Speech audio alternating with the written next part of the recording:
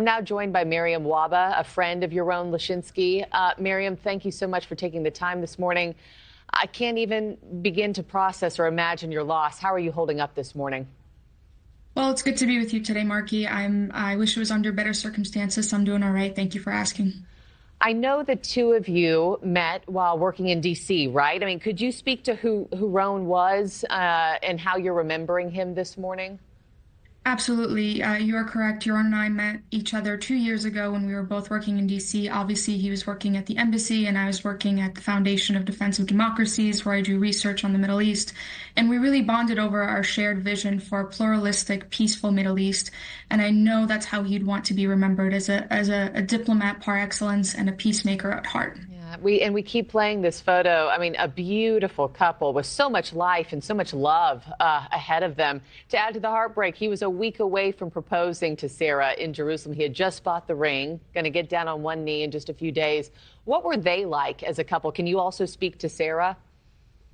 I unfortunately never got to meet Sarah. We had moved away from each other. We were living in different cities. But here's what I can tell you. Yaron had the biggest heart in the world, and he was actually attending an event that was seeking to understand how to better deliver humanitarian aid across the world, and specifically to Gaza.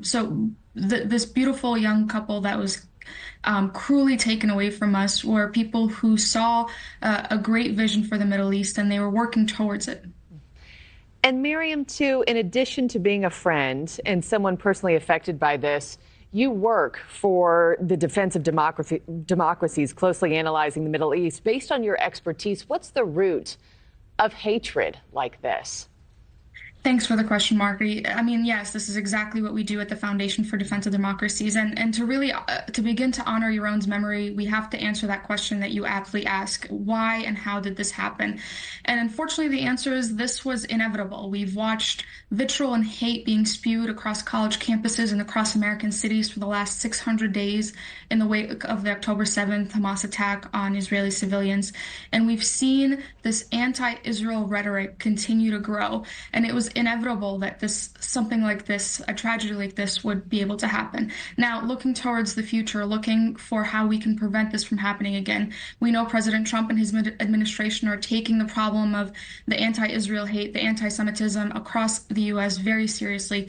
They have set up a joint FBI and DOJ task force to figure out the root causes of this. Who is funding the Hamas, the pro-Hamas encampments? Who is feeding our young students on college campuses this anti-Israel, anti-Jewish, and quite frankly, anti-American hate? And we're finding that nefarious actors across the world, Qatar, Russia, China, are all aptly invested in making sure that the fabric of America, the way of life that we hold so dear, is attacked.